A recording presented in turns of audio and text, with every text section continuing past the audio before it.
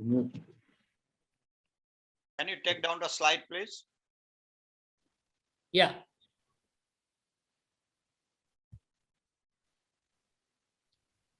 Hello, everybody. Warm greetings on a cold winter morning from Houston, Texas.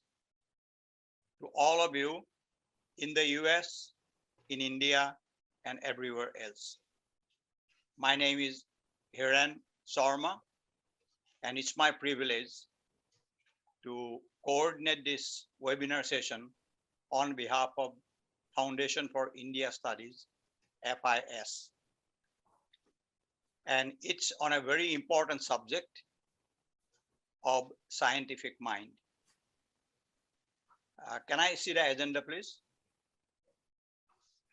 Second slide.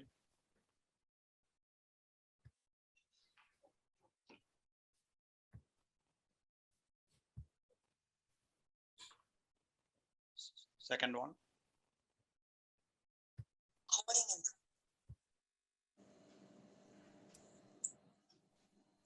Here is today's business. Welcoming all of you. And Mr. Krishnaji is going to introduce FIS. I will introduce the speaker. There will be the presentation, and then it will be followed by question and answer.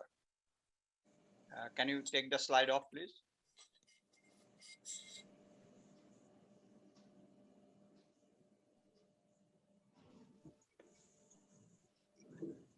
Yes, the slide is off. Okay.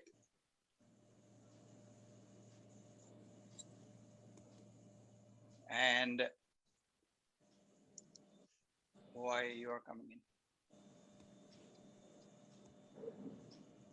Okay, at the onset, I would like to thank all the participants for joining this session, and I can promise you that it will be an interesting one. A big thanks to Mr. Prakash Shesh for agreeing to take up this session with us.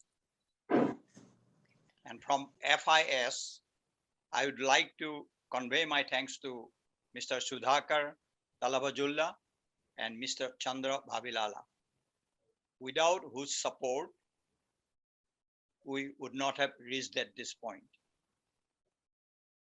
Now, of course, I would like to invite our illustrious founder, chairman, and I would call it the heart and soul of FIS, Mr. Krishna Bhavilala, to briefly introduce FIS to the participants.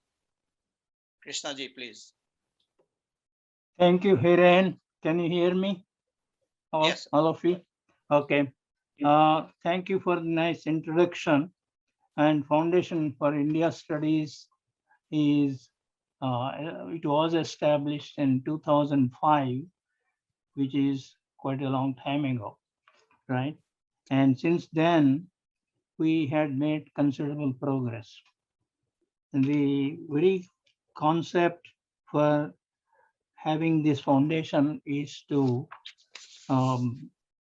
dispel ignorance about India in North America and also connect Indian culture to local communities here. And for the benefit of our viewers, I would go over the activities and achievements of the Foundation for India Studies briefly.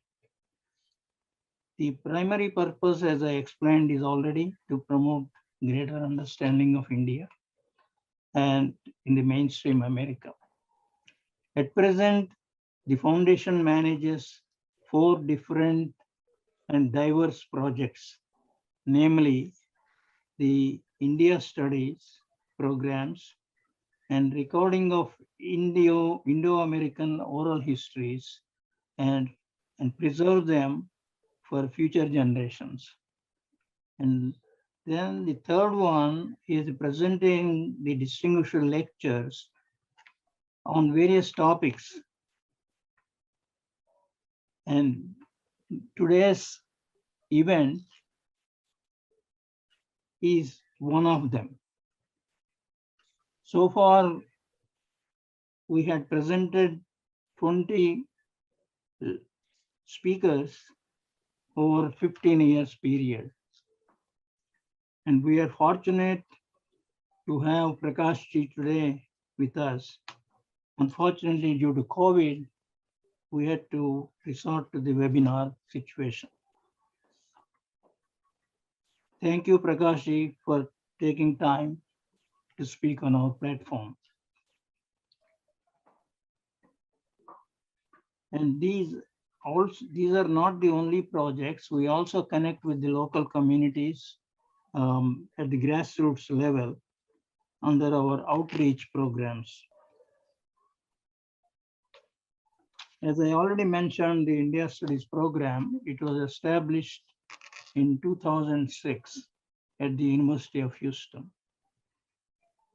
We were the promoters and initiators for the project. Then 10 years ago, we took up another project called the Indo-American Oral History Project. And that is to preserve the life stories of the first generation Indian immigrants who came over to America and settled in Houston. The Houston Chronicle ran a feature article with a headline, Houston's Indians writing their own history. That was quite a recognition.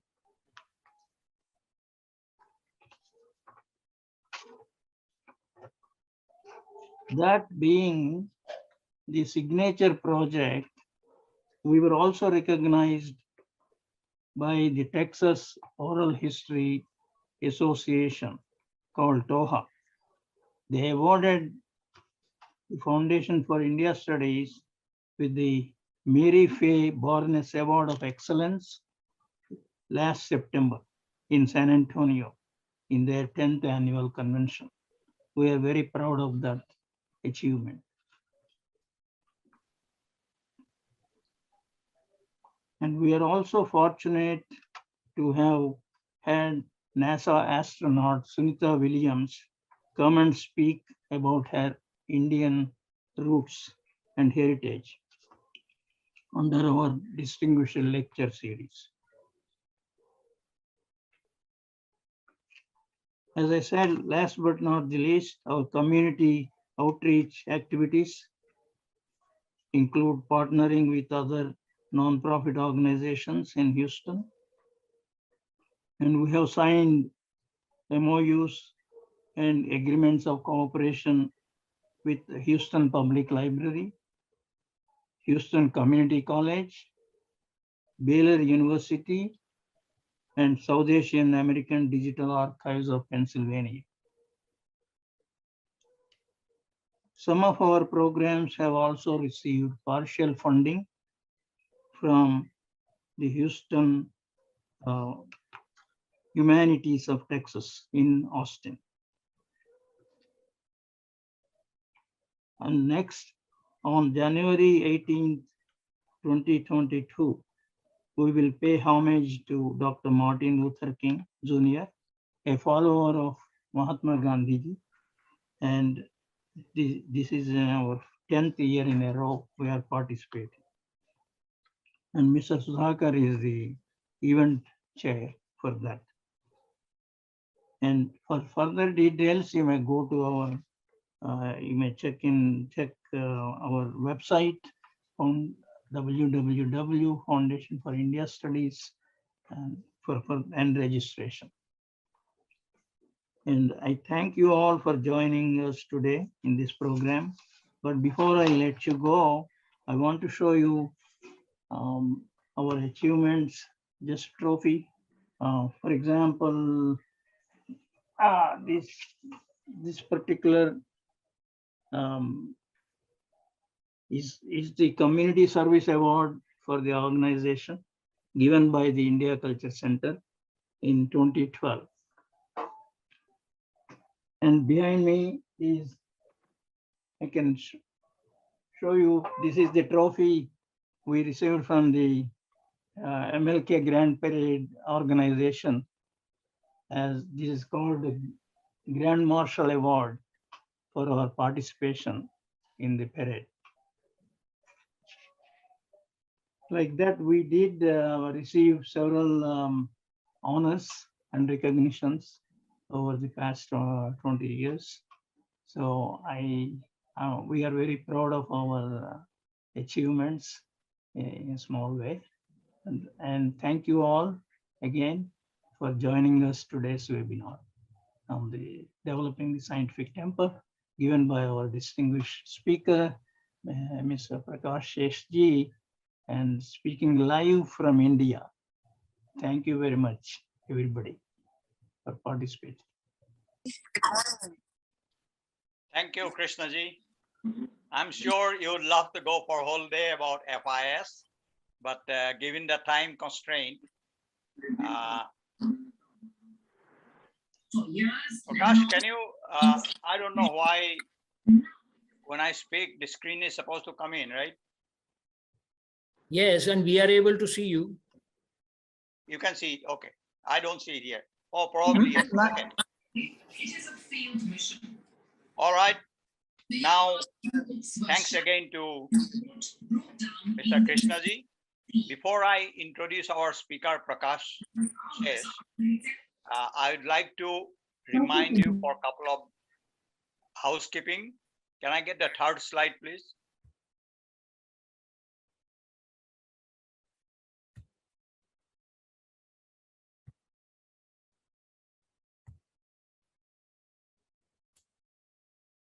Yeah, as you have noted, we have kept all the participants' videos and audios in mute condition. What you can do, if you want to see the speaker on the screen, you can go to the top. There is an icon called view. If you click there, if you put a speaker, then you will be seeing the speaker on view. Then participants are requested, just be clear about this, please. When you listen to Mr. Prakash ji, put your question in the chat box, which is at bottom of the screen, and put your name, your location, and the question. And I will be moderating it. So I will read the questions and your name and the location for Mr. Prakash to answer. Thank you very much. Just one more thing, when you write the chat, you might have 2-3 different options. The normal option is everybody. So please write the message and click at everybody and it will come to us. Thank you. Can you please take the screen down? Now, here is the main objective of the day. Let us welcome Mr. Prakash Shesh from Nagpur, India. Mr. Shesh is a very well-known management consultant in corporate India. He holds a master's degree in physics from IIT Delhi. I'm from Assam, by the way. So Guwahati comes to my head first. I'm sorry. IIT Delhi. And he holds an MBA from prestigious IIM Ahmedabad. He has published more than 350 articles and conducted more than 700 management seminars for a number of major corporations in India. He is also a regular TED speaker and was a former governor of Rotary International India. He is the author of a best-selling book, In and Out of the Box. So you can see many facets, but one least known factor about Mr. Shesh, at least in my world here, is that he is a prolific singer of golden oldies of Bombay cinema. And that could be another session, I would say. Now, here I'm proud to welcome Mr. Prakash Shesh. Prakash ji, please. Well, thank you, Hiren, for that wonderful introduction. And I hope all of you are able to hear my voice loud and clear. Can you make it slightly louder, please, if it can? Okay. Okay, is it better now? Slightly more if you can. Okay, slightly more. Yeah, it's good. Yeah, okay. I'll also speak a little louder and I hope everyone's able to hear it. Now, I must start with a hearty namaskar to all of you. I like this greeting namaskar because it is so time neutral. See, it's nearing midnight here in India and it's early morning for you there in the US. And I can still say namaskar without, a lot of worry. Namaskar, as all of you know, means that I bow down to the sacredness inside you. So it's a very cross-cultural kind of a greeting. And I am always worried about good morning or good afternoon, basically, because when I say good morning to you, and if you ask me saying, do you have the power to make my morning good? I will have to answer that in the negative. So that's why I've chosen this greeting of Namaskar. And of course, in today's pandemic days, it's a very contactless kind of a greeting. You must have realized that I have started on a very analytical note, spending a full minute and a half maybe on just the word Namaskar. But that is to build up, the atmosphere, because today's session on developing scientific temper is going to be fairly analytical. So I thought, let me start off on that note. Another reason why I'm not using a PowerPoint presentation, which I normally do in many of my webinars, but I'm not using my PowerPoint presentation today because I don't think this is a training session. And I like, people to see my face, maybe see the expressions on my face. Otherwise, what happens is, that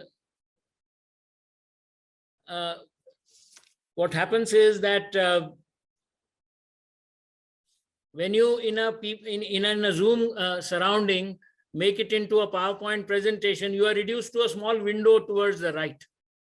And I don't like that. So that is why I'm not going to use a PowerPoint presentation today. Are you all able to hear me properly, or is there some modification which needs to be made? Hiren, can you answer that? Yeah, some people are, some people are probably hearing little louder, depending. So maybe make it a one notch lesser. One I'm notch sorry. lesser, okay. No, Lesser. I can make it a one notch lesser by, speaking a little less louder because, Okay. yeah, I'm augmenting the computer system with my own volume. It's good now. Okay. Scientific temper is a term which many of you would be surprised has its origins. Pandit Jawaharlal Nehru, our first Prime Minister of India, is credited with, discovering this term in his book, The Discovery of India. In fact, many prime ministers of the country of India have coined various slogans. Lal Bahadur Shastri, for example, if you remember, coined the slogan, Jai Jawan, Jai Kisan. Jawan is a soldier, Kisan, of course, is a farmer. Then Atal Bihari Vajpayee added to that, and he added Jai Vigyan to that, which means may victory be to science. And then Narendra Modi recently, about 2-3 years ago, added Jai Anusandhan, which means doing research, or may the research ideology get set into our mind. You might also like to know that the Indian Constitution, and I think this is probably a unique nature of the Indian Constitution, that under Article 51A bracket H, we actually have the mention of developing scientific temper as a constitutional duty of Indians. Now, I searched a lot and I found that there isn't a parallel in any other country, in any other country's constitution, but I may be wrong. I'm willing to be corrected. What does scientific temper mean? It encourages humanism. I mean, these are the words used in the Constitution of India. It encourages developing scientific temper, as I have said, humanism, spirit of inquiry, and reform. So these are the exact words which are mentioned in the Constitution of India. So in a way, an Indian can demonstrate patriotism. He can exhibit patriotism by developing scientific temper inside himself. I mean, I am reminded, I conduct many interviews, and many a times I ask this question to the interviewee, saying that, are you patriotic? And obviously the answer is yes. I mean, nobody would answer a no to that question. And then I ask them, saying that, can you give me an instance or an example where you exhibited patriotism towards your country? And that stumps them. Most of them hee-haw, and then finally, the most common answer, at least amongst the younger people that I get, which I'm sure will bring a smile to your face too, they say that, many of you might know that in India, when you go to see a movie, you see the national anthem being played before the main movie. And they said, we demonstrate patriotism by standing up and stopping eating popcorn.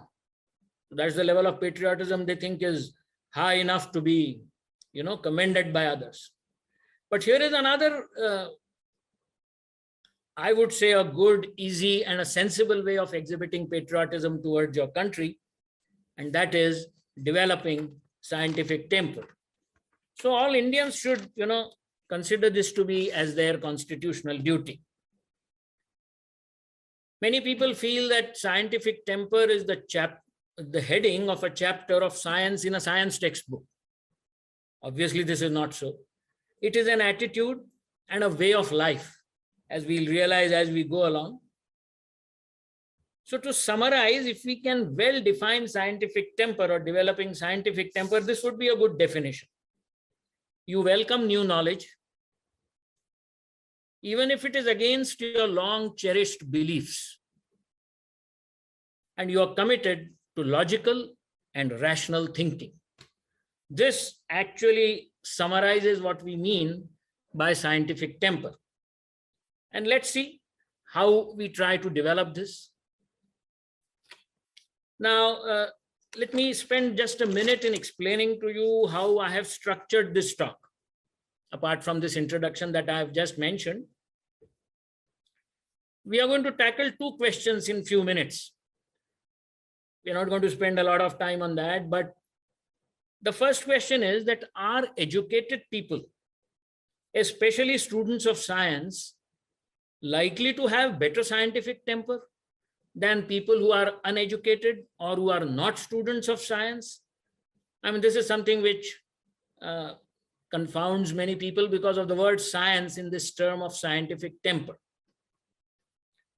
And the second question that we'll briefly touch upon is, how does science operate?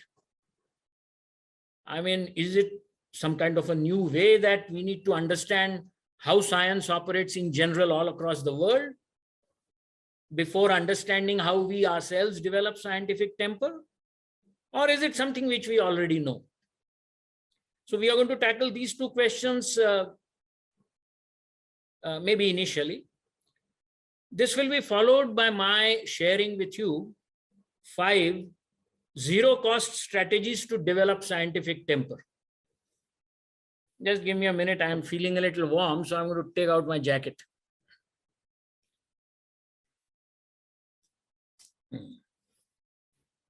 These are zero-cost strategies because I have realized in my experience that Indians just love zero-cost methods. I mean, I'm going to leave no excuse for anyone not to follow what I am about to share with them. And this will then be followed with a question and answer session about which Hiren mentioned a few minutes ago. Okay.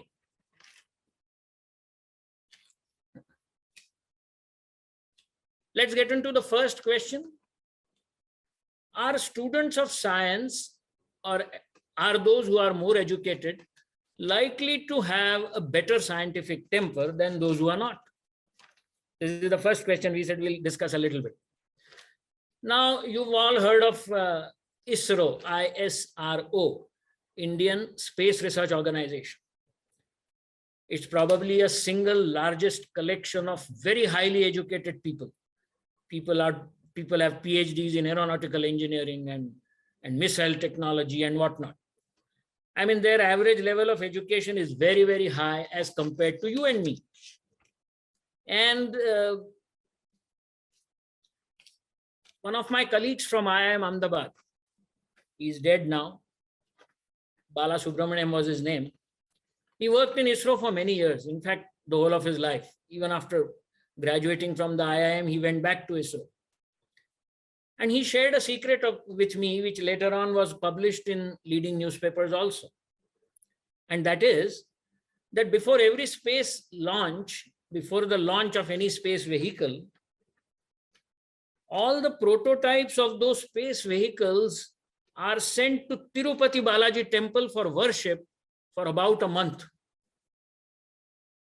I mean, this is obviously for good luck, to bring good luck so that the space mission is successful.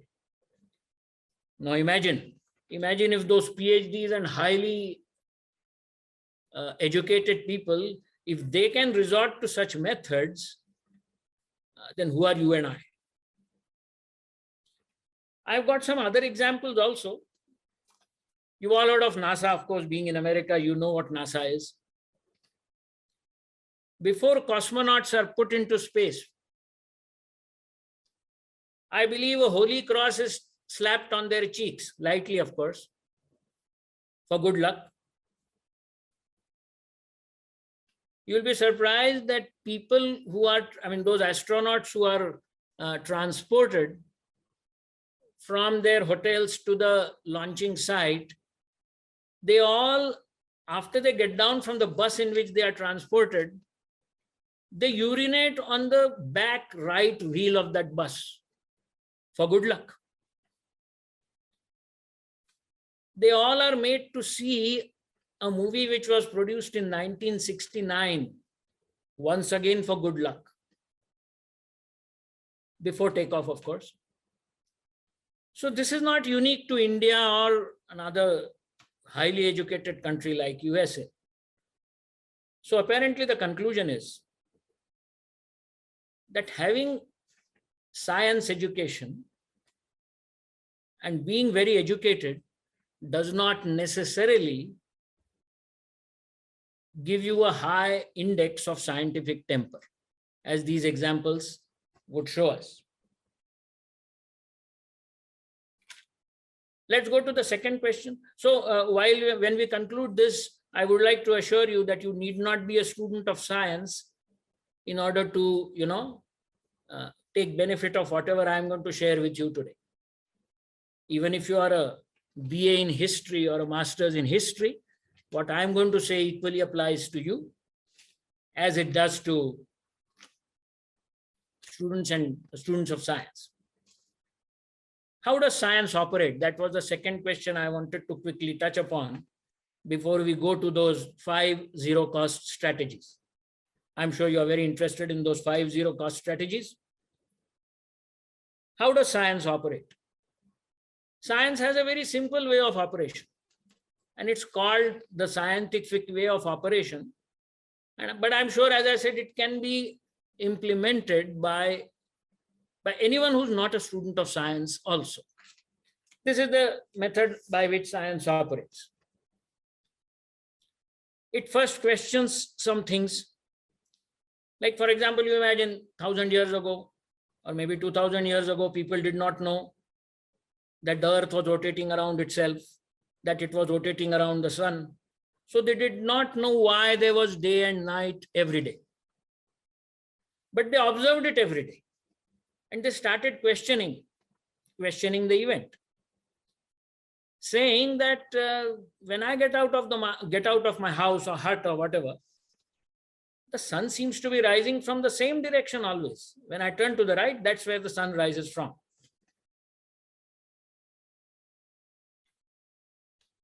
So you first question, After questioning, you observe, and obviously you realize that yes, indeed the sun rises from the right direction when I step out of my house, or the left, or whatever. After observing, you hypothesize. Hypothesize means you create a hypothesis, precisely of the nature that I am talking about. That if I step out of my house and turn to the right, that's where the sun rises from. And then if I step out of the house and turn to the left, that's where the sun sets. So this is a hypothesis. I don't know why it happens, but it's a hypothesis. I'm talking of 2000 years ago.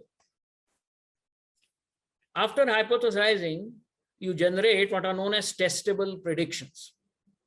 I mean, you generate some predictions, and then these are testable predictions. I mean, you can't just generate a philosophical prediction which cannot be tested. So you need to test that. After testing it, you get results, you analyze those results. So the next step is analysis. And after analysis, you probably come to a theory. And after you get a theory, then you communicate that theory to everyone so that they can also check your theory. So I'm repeating, this is traditionally known as the method which science operates with. Question, observe, hypothesize, generate testable predictions, analyze, theorize, that means create a theory, and then communicate. So this, in brief, is how science operates. And therefore, when we say we are going to develop scientific temper, we are going to stick to this method, or we are going to see if we could stick to this method in most of the things that we do in life. Okay, so we have these two things discussed a little bit. Let's straight away get into those 5 strategies that I'm going to share with you. Strategy number 1. It is clear that you cannot develop scientific temper unless you increase your curiosity. Now, curiosity for our purpose, I mean, somebody may say, I go to school every day, I go to college every day, so I get new knowledge every day. So am I not being curious? My answer to that is no. You are doing it with a purpose in mind. You want to pass that examination, you want to get that job, etc. The definition of curiosity, as far as our talk is concerned, is the ability of a person to attempt hundreds of questions that surround him, but, and this is important, without expecting any benefit from it. So if you get into the practice of answering questions or seeking answers to questions without expecting any benefits, then I would attribute it to your curiosity. You know, psychologists have long been saying that IQ, that means intelligence quotient, is not sufficient for a man to succeed in life. You need emotional quotient or emotional intelligence. Then somebody came and said, you also need spiritual quotient. According to me, these 3, of course, are important. But what is even more important is curiosity quotient. I mean, I've coined that term myself. You might not get it in a psychology textbook. So unless your curiosity quotient is high, it is unlikely that you will be high on the index of scientific temper. So you must, as a personality, develop this habit of seeking answers to hundreds and thousands of questions on various issues that surround you, but without expecting any benefit from it. These days, our societies have become so, I would say, money-oriented, syllabus-oriented, incentives-oriented, that we generally try to answer questions. And I mean, we try to answer questions only if they give us some benefit. And according to me, that does not fall in my definition of curiosity. Now, in a situation like this, it is a little difficult to, assess somebody's curiosity. But I'm going to ask you a few questions. I'm also going to give you the answers because I've realized that whenever I don't give the answers, people go back, slightly demotivated and depressed. And it's not my objective to, put people into a depression. But I'm just warning you that not knowing the answers to some of these questions that I'm now going to pose in front of you is likely to put you into a small amount of depression. Because these questions are not from any academic syllabus. So you might be a PhD, you might never have tried to answer this question. But they are questions of the type that should have been answerable by you at this stage of life. All of us are adults. Okay, so I'm going to ask you some questions in order to let you self-assess. In a Zoom situation, I can't do much more than that. In order to let you self-assess how good or bad your curiosity quotient is, because this would be the first step towards developing scientific temper. Okay, my first question is, most of us have gone to the temples. Why do we do pradakshina in a temple? Why do we go around the idol? In fact, we've been taught right from childhood that without doing a parikrama or a pradakshina, one must not go out of the temple, come out of the temple. And we religiously do it. But have we ever asked our elders or anyone else about why is it necessary to do this and what exactly am I going to achieve? And it's acceptable. A religious answer is also acceptable because this is a religious procedure. So a religious answer is okay. My survey says that about 90% of the people who do pradakshina in a temple do not know why they are doing it. Imagine that. Doing things without knowing and without trying to find out. Why? Because they bring no harm to you. And you all expect that if at all any benefits are going to accrue to me, I mean, if at all anything is going to accrue to me, it's going to be something good, some benefits. And I've found that even seniors in the family find it difficult to answer this question because they never questioned it when they were younger. And their seniors probably never explained to them why pradakshina is necessary. What is the purpose behind doing a pradakshina?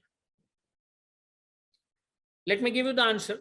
As I said, if I don't give the answer, it would be a little unfair. But I'll give very brief answers. You'll be surprised to know, or you may be happy to know, that pradakshina is basically a sin cancellation procedure recommended by Hinduism. I'm giving you examples from Hinduism because that's the religion I belong to. It's a sin cancellation procedure. For every step that you take while doing pradakshina, you are supposed to ask God to forgive one sin of yours. So I keep joking with a friend of mine who keeps telling me that I never come out of a temple unless I do 11 pradakshinas. And I said, you must be a mahapapi in that case. 11 pradakshina, and I don't know how big that pradakshina is, but you are probably unknowingly, unwittingly asking God to forgive hundreds of your sins, which means you are a mahapapi. Now, he doesn't understand the meaning of what I am saying. And I don't blame him because hardly anyone understands why they are doing pradakshina. Let's go to question number 2. Now, in the Indian culture, blowing off a burning candle is supposed to be very inauspicious. So inauspicious and so pakka is the association of this event with something bad happening, that if you go to see a Hindi film and if you have maybe a 2-3-year-old child with you, and in the film you suddenly see that a gust of wind blows off that earthen lamp and the flame extinguishes. Even that 3-year-old child will now tell his parent, saying that, Mommy, the heroine's father who is in the hospital is now going to die. Imagine, so fast is the association, or so strong is the association between the lamp getting blown off and something bad happened. And in spite of this, why do almost 100% of Hindu households or Indian households, let me put it that way, why do they blow off burning candles on a birthday? I mean, birthday is surely a very auspicious occasion. And even elders in the family don't seem to be objecting. Probably they want to eat the cake as fast as possible. So they say, fine, fine, they'll clap and then they'll blow off those candles and be happy. But like if Americans or people in England blow off a candle, their culture does not associate this blowing off with something inauspicious happening. But in our culture, we do. Why don't we bother about it? Why doesn't somebody tell someone not to do it? I am perplexed. I am not happy with the answer saying that the Britishers brought this custom to India. Oh, Britishers brought so many customs to India. Are we following all of them? Do our women go around on the beaches in bikinis? You go to Indian beaches, and very few Indian women would be going around in bikinis. That's also a foreign practice which was brought to India. So this answer is not sufficient. That we copied this custom from the Britishers who ruled India is also not sufficient. Why did you copy something which was so against your own culture? The third thing is even more surprising. Most of us, I'm sure 100% of us who are attending this webinar must be using this expression called touch wood to protect your good fortune. You get a lottery prize and then you say touch wood, or you clear an examination and you say touch wood. I hope there's nothing administratively wrong and the results which have been published are really right. I don't want them to be changed. I don't want them to change for any reason. I want to protect my good fortune. So touch wood. Why not touch metal? Why not touch water? Why only touch wood? I'm giving you a few seconds to turn around that question in your mind before telling you the answer. That it's actually a Christian custom. I mean, nothing wrong in any religious customs. But I'm insisting that in case you want to follow that system, understand it. And then follow it. I have nothing against following it. I have been educated in a Christian missionary school. And I found that those brothers, sisters, and fathers, they themselves did not know the meaning of touch wood, at least the implication of the term touch wood. The wood in the expression touch wood refers to the wooden cross on which Jesus Christ was crucified. And hence for Christianity, wood is holier than everything else. And by saying touch wood, they are actually praying to Jesus to protect their good fortune. That's what it really means. But I see hundreds of those missionaries going around with metal crosses. And whenever I talk to them, they are equally perplexed as others that this is really what touch wood means. Okay, I'm coming to question 4. I must rush a little bit. Many of you must be students of science and engineering here. When we get an electric shock, for example, our finger or a hand sometimes touches a naked wire or whatever. Why does our hand get stuck to that source of electric current? This is a very common phenomena. I'm sure all of us have gone through it at least once or twice. It could be serious, but we've surely seen a hand getting stuck to a source of electric current. Now there's no glue on our hands. Why does it still get stuck? I mean, even after going through that experience, the question does not come to anybody's mind, basically because answering that question probably does not give them an increase in their monthly salary, or does not give them more money or whatever. I mean, it gives them no benefits. So they have completely ignored trying to seek an answer to questions like these. And this is precisely I'm trying to emphasize, which is required to develop scientific temper. The answer is simple. There is no glue on the fingertips of ours. What happens is that when our hand touches the source of electric current, the current flows in our body, which is what we say is getting a shock. Now, how does the brain communicate to all the organs? The brain actually wants to send a signal to the tip of your finger saying that please withdraw your hand, otherwise it is damaging your body. The brain sends all these signals through minute electric currents, microamperes, maybe even less. But this current which is taking that instruction to the tip of that finger to withdraw the hand does not reach that tip of the finger because a much larger current is flowing already in the hand in the opposite direction. So the hand remains stuck not because of glue, but because of the instruction from the brain not reaching the fingertip. I'll give you a small parallel example. When your hand touches a hot object, this does not happen. It is not as if the hand remains stuck to the hot, maybe tawa in your kitchen or whatever. The brain immediately asks the tip of the finger to withdraw the hand, and it does it. But in the case of electricity, this command from the brain does not reach the tip of the finger. And that's why it appears to remain stuck.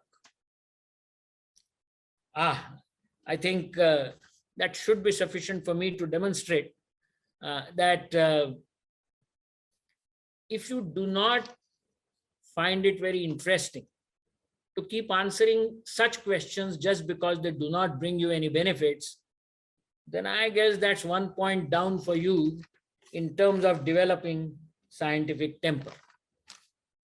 So let me switch to strategy number 2. Strategy number 2 is that believe in only those conclusions that are statistically valid. Now, don't get afraid by this word statistics. Don't say I'm not a student of mathematics. How do I understand what is statistical validity? I'm going to explain it to you in 15 seconds. Without your being a student of statistics. In a large enough sample size, if a certain event keeps on happening more than 50% of the times, then that conclusion is statistically valid. The sample size, of course, has to be of a sufficient volume. You can't study an event only twice and come to a conclusion. And statistics or any of the mathematicians will tell you, if you explain to them your problem, about how many samples are required in order to have the conclusion statistically valid. Please don't get into this, don't get the impression that everything is 100% statistically valid, that all scientific subjects are 100% statistically valid. It's not so. Physics, chemistry, mathematics, yes. But you go to the other side, you have psychology, you have sociology, you have political science, you have medicine, where conclusions do not have 100% validity. Psychology, for example, is considered to be a good science. Many conclusions have a statistical validity of just 60 to 70%, but we still call it a science. So the crucial figure is 50%. In a large enough sample size,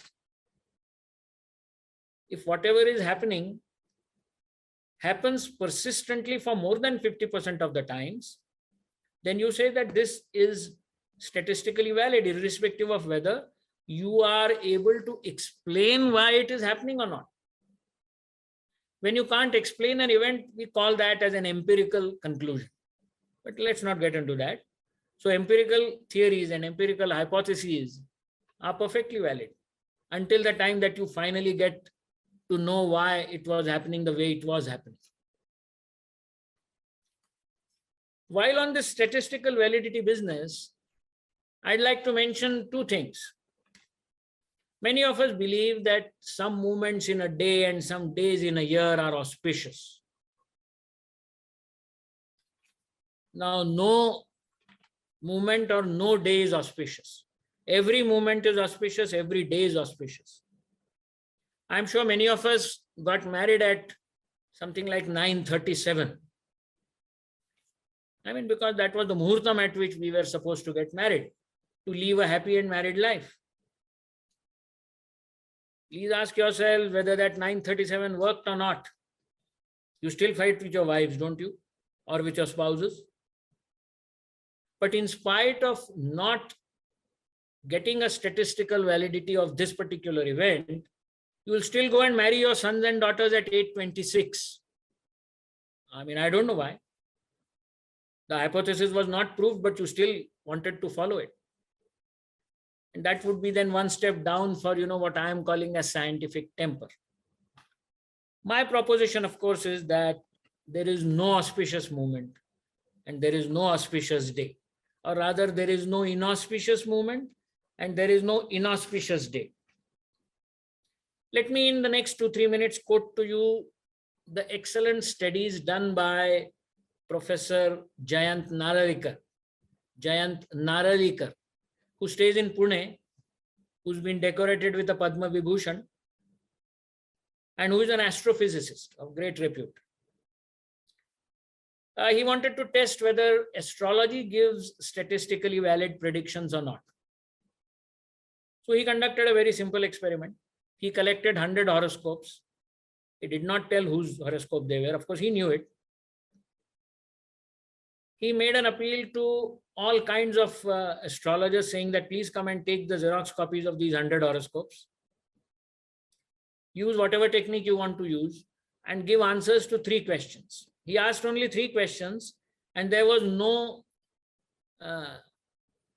personal bias or any kind of a bias of that kind. You will see, I'll tell you the questions. The first question he wanted them to answer was, is this guy a male or a female? There's no bias. Second was, is this guy married or unmarried? And the third question was, is he alive or dead? So take these Xeroxes of 100 horoscopes, use whatever techniques you want, and in a week's time, please give me the answers to these 3 questions.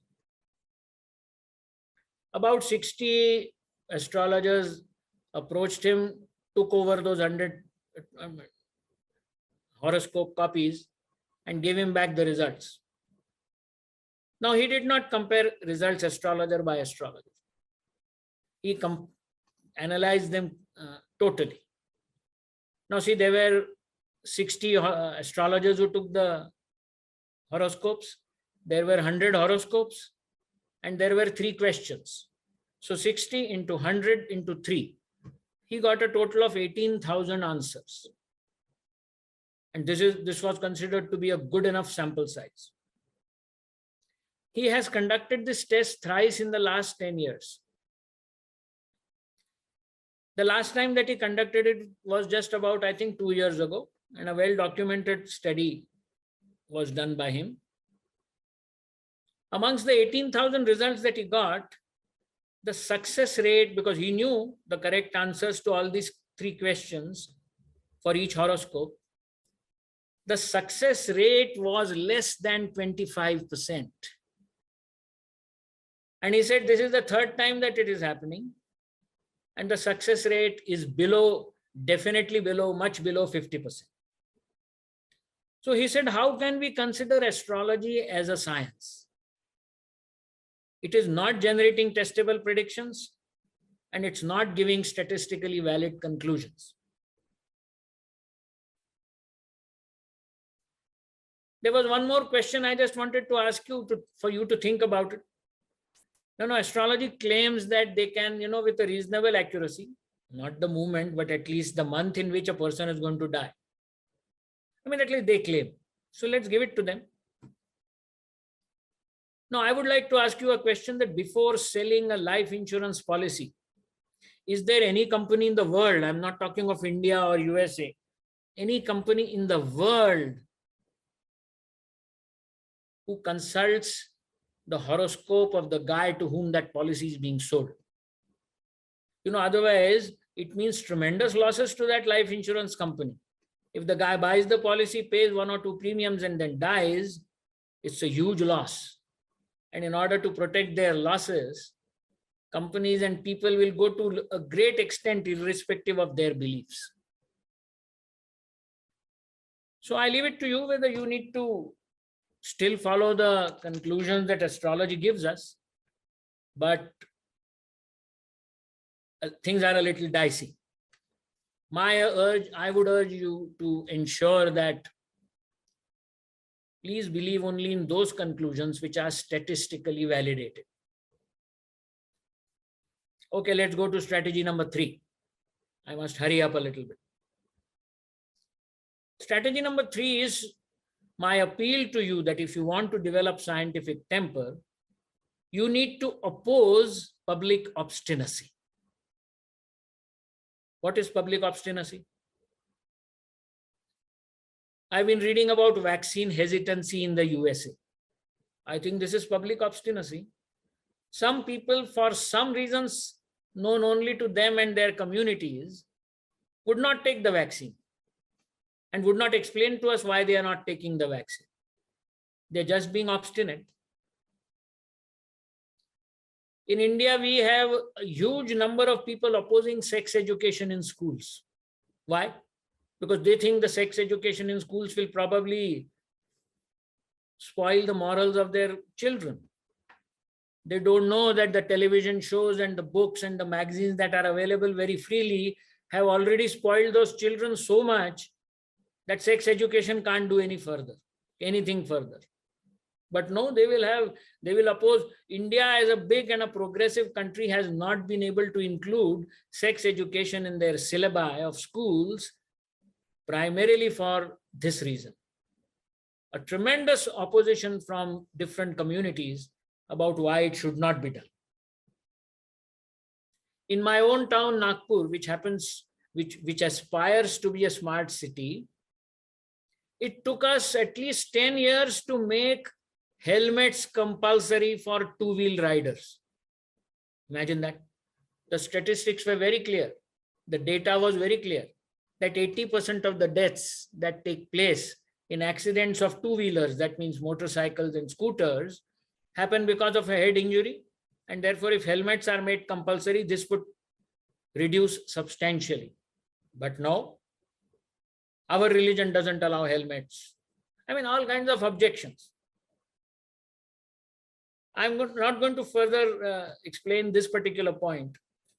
My only request to all of you would be that wherever you see public obstinacy, if you're not able to directly oppose it, because you may not be that kind of a person, or you may not have that kind of a personality, I can understand. But don't do anything which will support this public obstinacy. Opposing public obstinacy is one of the more efficient ways of developing scientific temper, because you are doing things without explaining. You are doing things without explaining it to even yourself. Okay, let's go to strategy number 4. Strategy number 4 is you must believe in this maxim that there are no miracles in this world. I mean, people think that miracles do take place.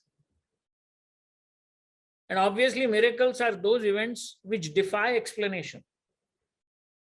I mean, if you see a magic show on the stage, I'm sure we cannot explain most of the tricks that the guy is showing us. But even he admits that this is not magic. I mean, it is magic, but this is not something which is going against natural laws. He has his tricks which he is not willing to share with you, which is fine because they are trade secrets. Now imagine this. In Christianity, for example, you require a certified miracle to be witnessed by some people. Certified means witnessed by some observers, unless a person is conferred the sainthood. I mean, they need to submit documentation and the witnesses need to say that, yes, this person did commit these miracles. And then only the Pope sanctions the sainthood. So Mother Teresa in India, who is now Saint Teresa, in her papers which went to the Vatican, the miracles were recorded and there were witnesses which said that we have seen this happening. I mean, miracles, some events appear miraculous.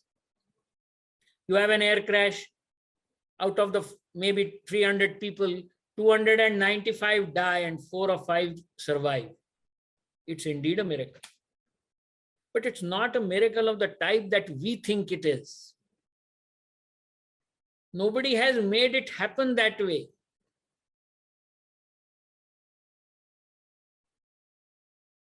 A patient which is given up by doctors recovers. It's not a miracle. It's just that the doctors do not 100% yet know of all the methods of cure. And the body is supposed to be a great healer of itself.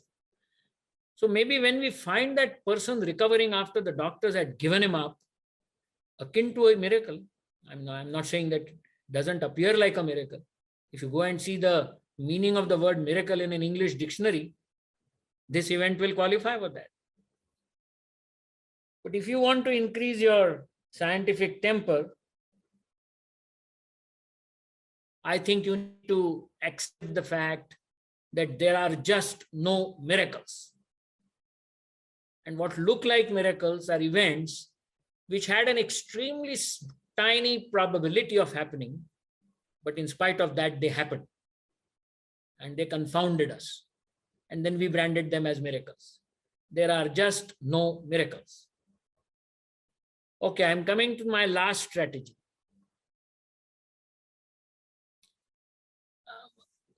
From various events, from various things that you might have come across, or at least I have studied, I have found that sometimes religion does not allow you to develop scientific temper. There is a popular conception that religion and science are against each other. Actually, it's not so. Religions do come out with various theorems or happenings or whatever you may call them, which have no explanation and for which those religious people will give you no explanations. They say this has to be taken as a given. So let's not go into that. Let's not go into rituals and superstitions, etc. But let me tell you that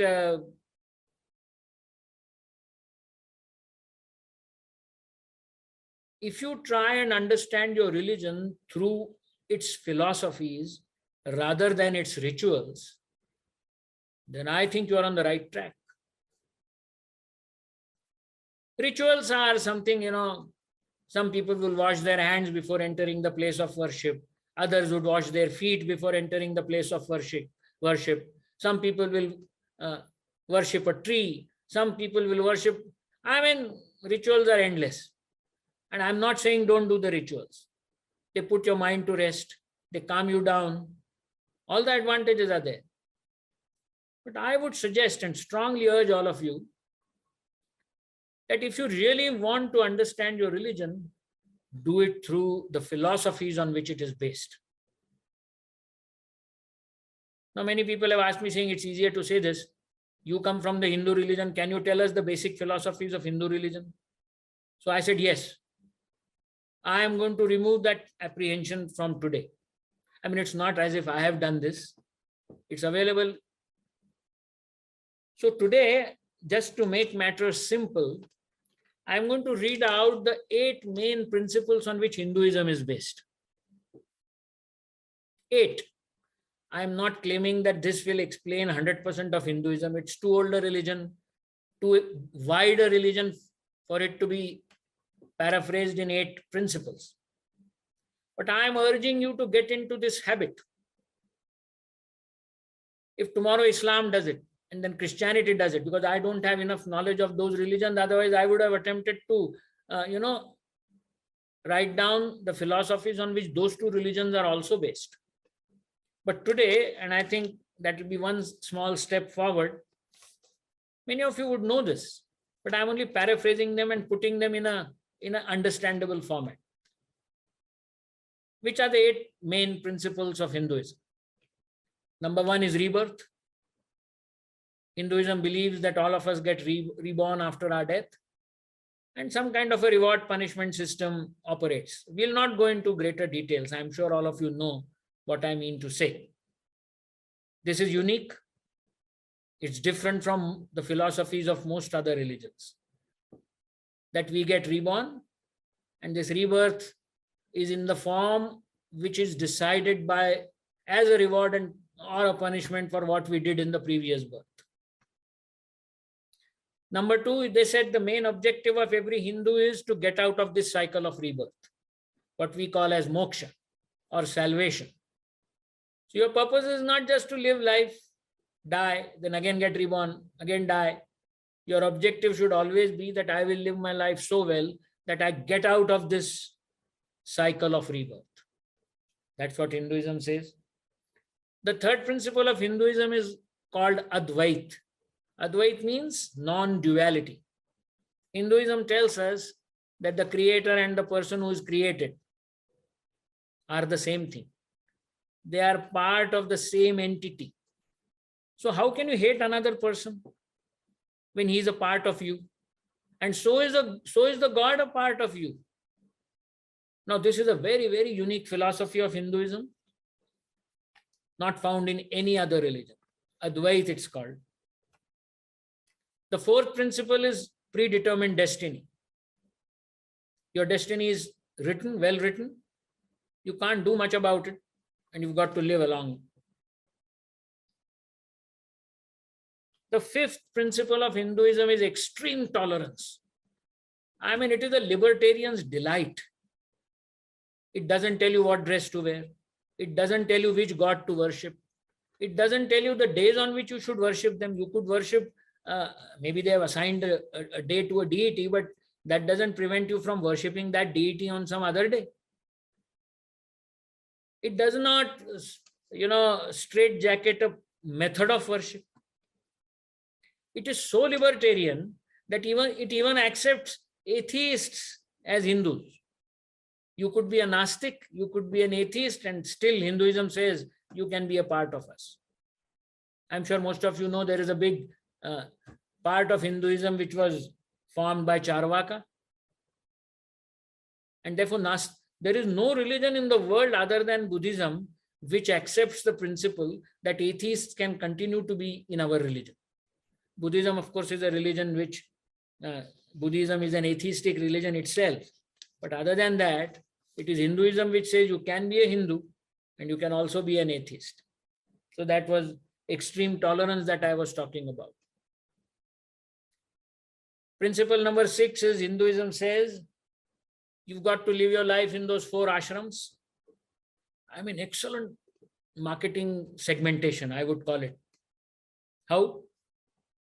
You have a brahmacharya ashram, then you have a grahastha ashram, then you have vanaprastha ashram, and then you have a sannyas ashram. I mean, most of us know what these ashrams are, but we probably don't know that there are objectives for each ashram which are unique to that ashram itself.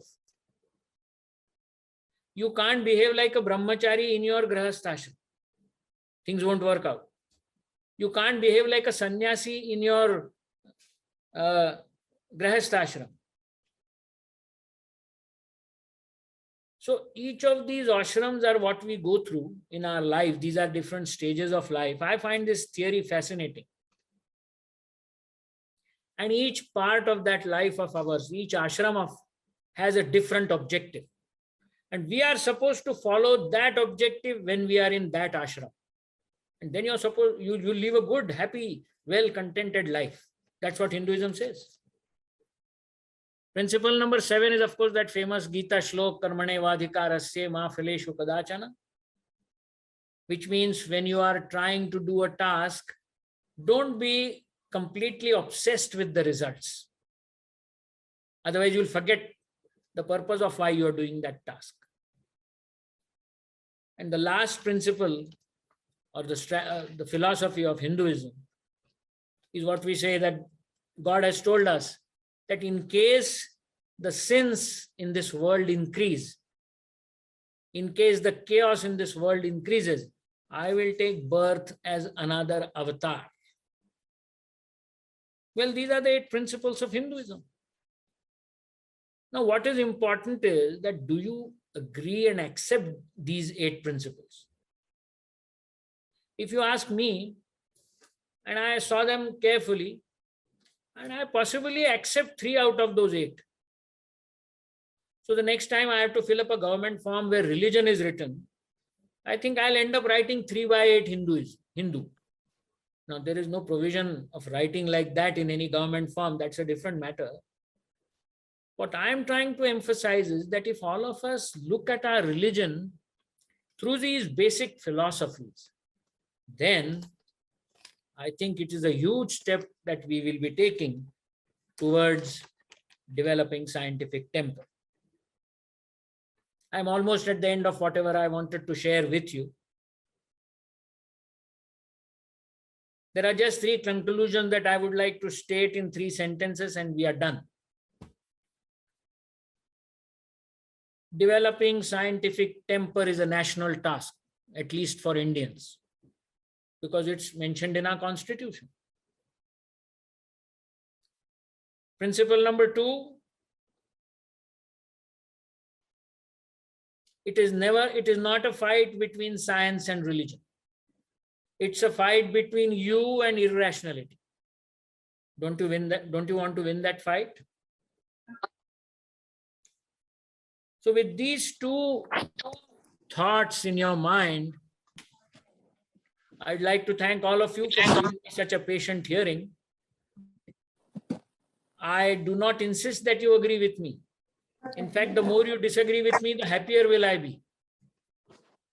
But I hand it over back to Hiren. In case there are any questions, I'll be glad to answer them, Hiren.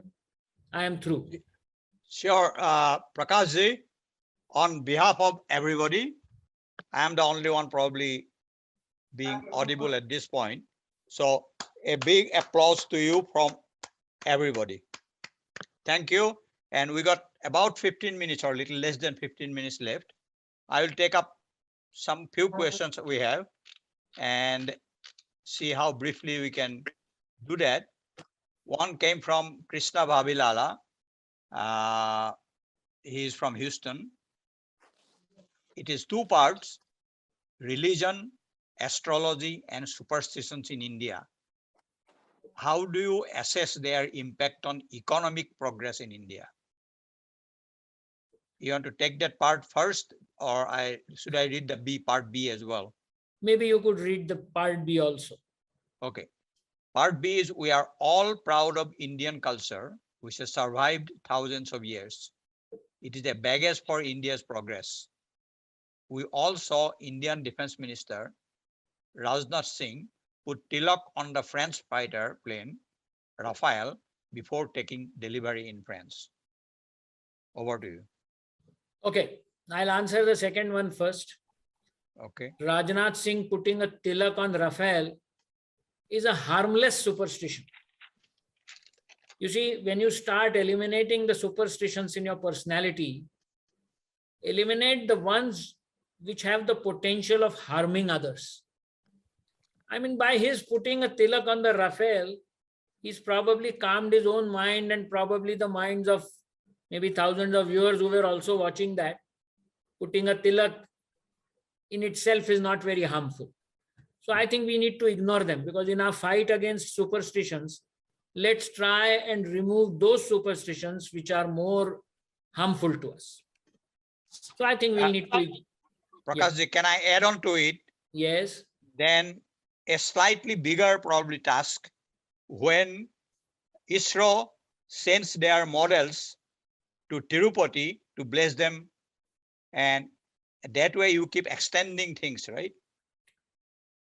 You see, in the case of Tirupati, I cited that example because highly scientific people are doing it. And we expect highly scientific people not to do it unless they've associated success with this action. For a common person, it's all right. I mean, he's not able to understand. But what about those PhD in missile technology? Do they? I'll give you a small example. One of my friends in college or in school, in India, there is a practice of, when you go for your examinations, your mother gives a spoonful of rice, curd and sugar on your hand. I don't know whether that, I'm sure it's not there in America. And it's supposed to bring you good luck and do your exam well. Curd is supposed to calm you down, but I don't know how that one spoonful of curd is going to calm you down. But still, that practice continues. Now, I have a friend who said that I failed in physics because my mother didn't have curd at home that day. Now, imagine that. Imagine him blaming a funny instance. So that is when I think we need to take that out of his mind. Those are the instances when we should not tolerate those superstitions. Okay, coming back to the first part of the question, what economic impact these superstitions have? There have been some studies conducted. Superstitions may not have a direct impact on the economy, but it has a lot of indirect impact on the economy. It might give second-class status to women. It might give second-class status to some castes or some communities, and as a result of which the progress of the nation will get hampered. Some people may not get good educational facilities as a result of this, or some people may get educational facilities for a far longer time than what is justified. So superstitions usually bring about such kinds of inequalities which further result into loss of, let's say, GDP. Let's put it GDP.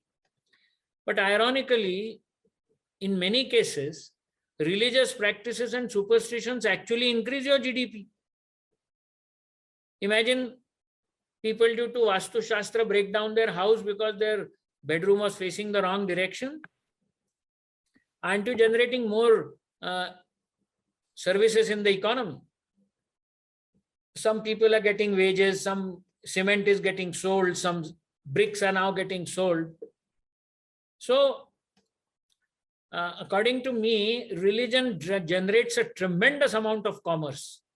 And commerce is what increases your GDP. Imagine tomorrow if we make a rule that all marriages must be registered marriages. They can't be ritualistic marriages of the type that we normally have. Don't you think that will bring down the economy phenomenally? All those bandwalas and flowerwalas and the religious people who are telling the pujas and the mandapwalas, and their business would just go down. So in many cases, superstitions and many rituals and practices promoted by religion actually increase the GDP. This is something which we need to realize. So not always do superstitions have a negative effect on the economy. Okay, thank you. It is a very specific question, and I think we had a good answer here. I have another question from Krishnaji. Before that, I will go to Mr. Alok Chandra. He asked, on Pradakshina example you gave, should we infer that scientific temper is to bring forth a progressive society by making it free from superstitions and irrational practices? Or the practice is more related to mental calmness and strength, which is a key element of science sustainability? I agree with him. Most of these rituals and religious practices bring about a calm demeanor in your mind, and therefore even psychologists recommend them. My insistence here, even when I was speaking about it, was that do not follow a practice unless you understand it. And if you don't understand it as of now, make efforts to understand it. Because if you follow the practice after understanding it, it will probably bring more calm than what it did when you did it mechanically. Good answer. So that is what I would suggest. Thanks. And we got a few more questions. Here is Pramod Pathak from Nasik, India. How do you define science? Because unless we understand what is science, there can be no clues to developing scientific mind.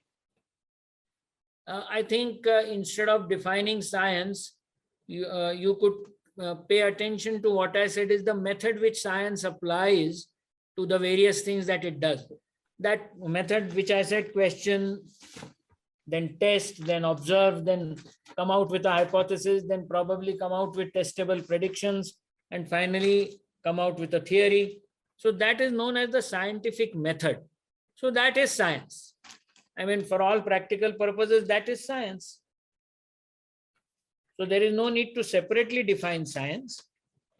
That would define science in most of its width. Here is one Mr. Jai Kishan. Prakashji has explained scientific temper in a very simple method using logical example of reality using religion and science. Really appreciate. Okay, this is just an appreciation. Absolutely correct. And now I will go back to one of my question actually.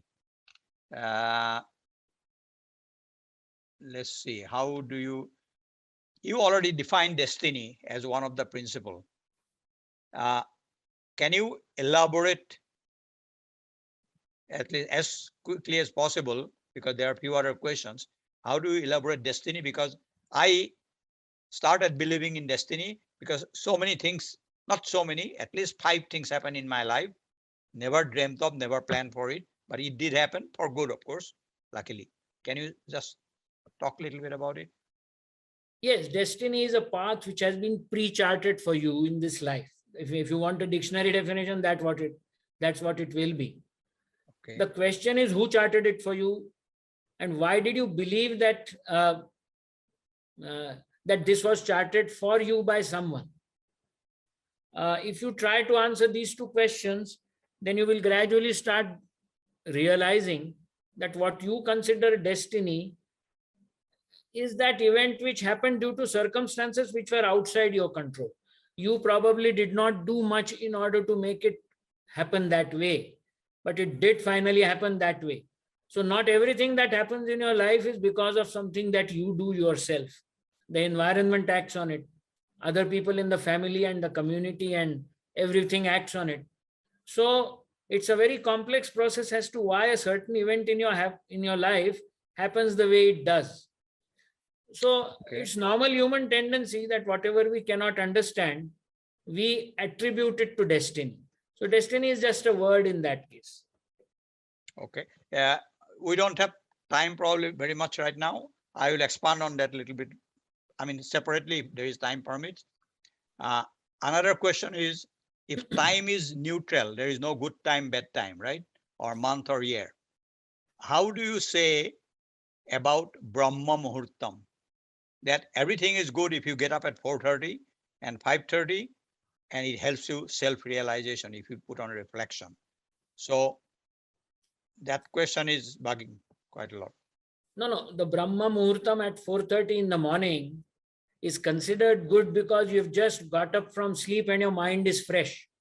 Okay. So I guess it's because of that the Muhurtam is considered to be good, not because there is inherently something auspicious in that hour. I see. Okay. I understand that. Somebody, a Zoom user, we didn't understand the 4 stages that you noted under the 6th principle. Can he repeat them? Yes, they are very popularly, mentioned in many texts and philosophical texts of Hinduism. One is Brahmacharya Shram. Brahmacharya Shram, that means that phase of life when you are a Brahmachari. Then we enter Grahastha Shram. When you raise a family, you marry, you procreate. These are 4 stages of life. The 3rd stage of life is Vanaprastha Shram. That means where you start thinking that, how do I now retire? What do I do after retirement? literally the word Vanaprasthanashram means Vana is jungle, and you don't have to really proceed towards the jungle. But this is a mental state whereby you say that I need to now get out of all these daily activities that I have been doing for so many years, and I must now contemplate my retirement. And finally, sannyasashram, where you, when you get yourself detached from all material things in life. If I can have a follow-up on this, to be real happy in life, I think one has to learn detachment from childhood, like when you were maybe 15-year-old or before 20-year-old. To understand really life, detachment needs to be understood a little early enough rather than waiting for retirement. By the time it is too late, you have gone through all the joys and miseries of life in the whole span. Does it make sense? Yeah, it does. Okay. All right. Can I go back to a question from Krishnaji earlier? Yeah, his question was basically, can religion, it seems science and, yeah, he feels that science and superstitions can coexist. Any reaction? What he says is true, because things which were superstitions 15 years ago are no longer superstitions now. They were superstitions then because people did not know why they were happening the way they were happening. So they were put into certain practices were prescribed, and without the knowledge as to why these practices are being followed, those practices were imposed upon people. So in those times, those were superstitions. But as soon as we came to know, let me give you an example. Take this science of meditation. How did our rishis and sannyasis find out about meditation without knowing much about the human physiology or about the human brain? But they had hit on the right track that a meditation does calm the mind. It does remove many physiological maladies. But at that time, many people must have thought this is a superstition. You're closing your eyes and going into a dhyan. And, today it has been proved that it helps to calm down your mind and body, both. So superstitions don't remain superstitions across decades. Some of them, of course, die down because they are real superstitions. They have no benefit in them. Okay, thank you.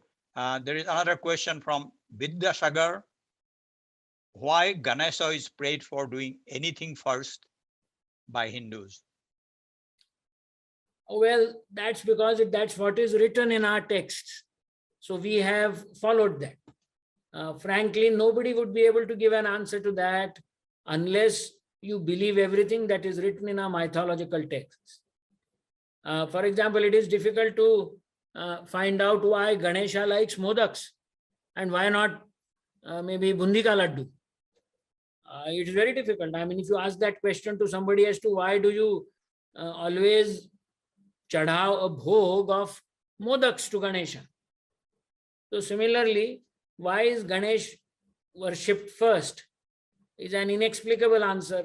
It's a ritual which has got established, which apparently has some stories backing it, but none of those stories will stand the scrutiny of either history or logic. Okay. One last question. It's more of a broad question. How do you define a religion, or what is religion? That's a big question. That's a big question, but let me just give you 2 or 3 aspects of religion. Religion is basically a science of man management. They were all designed to manage communities, large communities, which are difficult to manage singly or individually. So you make a rule for the entire community and expect everyone to follow it. And then you have a reward and punishment system whereby if you don't follow it, then you're thrown out of the community. So it started off like a social system. And then all kinds of things came into it about about divinity and things like that, where people were, these things were invented, according to me, to keep the flock together. So I think in the short time available, I'll be able to give you only these two aspects of religion. But it being a man management science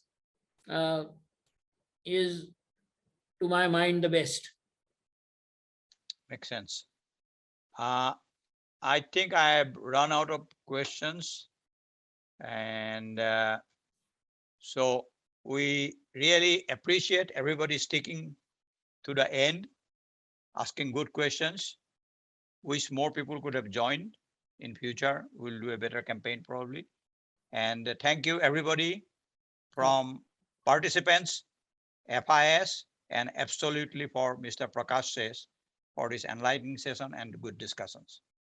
Thank you everybody. Those in India, good night. And those in USA, have a good day. Right. Okay, bye.